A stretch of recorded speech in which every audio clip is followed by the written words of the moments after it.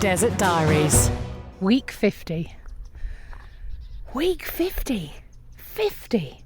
I can't believe it's been nearly a year, man alive. I don't know about you, but that has just gone so fast.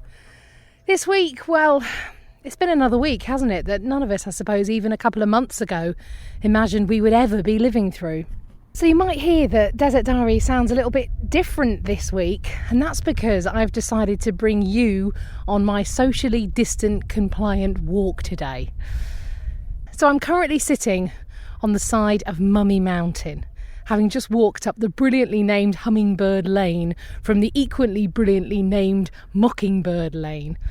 It is a bit of a climb amongst amazing houses of the super rich, but at the top, oh, what a view. You can probably hear the wind is really quite brisk up here. It's really beautiful. Not like a cold, wintry breeze at all, but a bit like the waft you get when you open an oven door if you're roasting a turkey.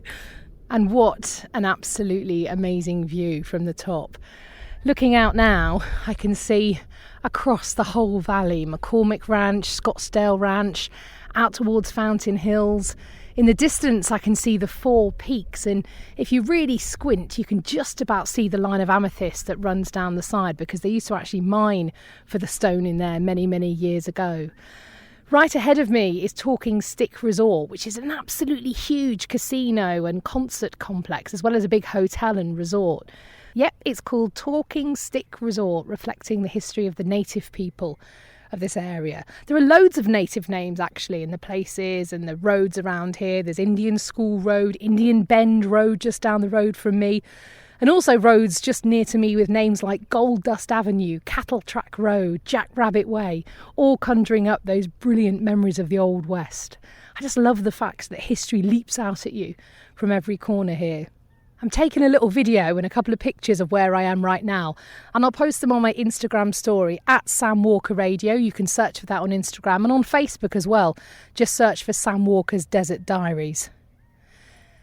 The wildlife here is just spectacular. Even in the last couple of minutes I've been talking to you, I've seen so many different types of birds. I'm standing right next to a huge prickly pear.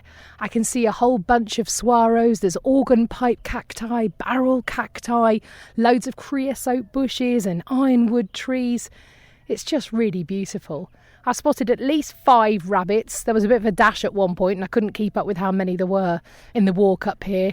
And also quail have been running back and forth along the road ahead of me, as well as Juno, my dog, is desperately trying to catch all of them. So peaceful up here, so beautiful. It's kind of hard to imagine that the world isn't just carrying on as normal right now. But of course, things aren't normal for any of us really, are they? For the first time this week, despite all this beauty right on my doorstep, I felt a real urge just to get in the car and drive out to the desert, down to Tombstone and Bisbee, or up to the Grand Canyon. I've even fantasised about heading over to San Diego and dipping my toes in the ocean. It's all so near, and yet it's so out of reach, right? We came here on an adventure, and now everything's just on pause. The thing that really makes me tick is exploring, and I can't do that right now. But I'm taking time to talk about our past adventures around the tea table every night. In fact, the philosopher Alain de Botton recently said that talking about your past trips and holidays can actually release the same rush of pleasure into your brain that you experience when you were actually there. So give it a go. It's working for us. I've noticed a few more tweets and Instagram posts this week of people saying they're really struggling with this new reality for the very first time. So if that's you, remember, you're not alone. I know it sounds trite, but we really are all in this together. So while it's not nice, don't think there's anything wrong with you if you feel a bit meh about everything. I've also seen a few messages this week about people who say this lockdown has given them time to learn new skills like a language or a musical instrument, that they've had time to meditate every day or start a yoga practice or write a novel. And, you know, good for them.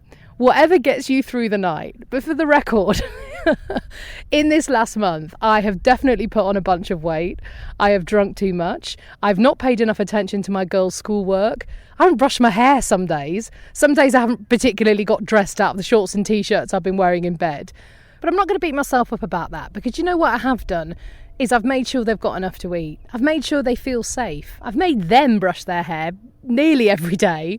We've gone for a walk or a cycle a few times a week, and they know they're loved. I've called various relatives around the world in various different time zones several times a week as well, and held down a business. So, I'm going to give myself a break, and I think you should too. If you do fancy a chat, drop me a message on Facebook if you've got enough time whilst learning a language and playing the harp and making a risotto, whatever you're up to. Do let me know how you're doing. You can find me on Facebook at Sam Walker's Desert Diaries. Let me know where you're listening as well. It'd be good to chat to you. Before I set off back down the mountain, I wanted to share a story of my daughter's creativity this week. It was early one morning. I could hear my 8-year-old chattering in the other room. And as you know, a child chattering at 5:30 a.m. sounds like a stadium full of football fans level loud. Anyway, I go into the sitting room to find her playing a board game with the dog. Anyway, this game is called Stupid Deaths, and in it you have to decide if a ridiculous way in which someone from history died is true or false. My favourite so far was an army general from several hundred years ago who severed the head of his defeated enemy and strapped it to his saddle as a trophy. Now, the teeth of the head kept hitting him in his leg as he rode along, causing a cut, which got infected, led to gangrene, and he died. Absolutely true and ridiculous stupid death. But anyway, I digress. Anyway, Britta was playing the game with the dog, basically asking the dog a question and then putting a dog treat on the true card and another on the false card. Whichever the dog went for, she'd mark down as her answer. Brilliantly, the dog won by a mile. So I've decided to set out the Arizona lottery numbers for her tonight. Next week, I shall be speaking to you from my mansion. I'll see you in the desert.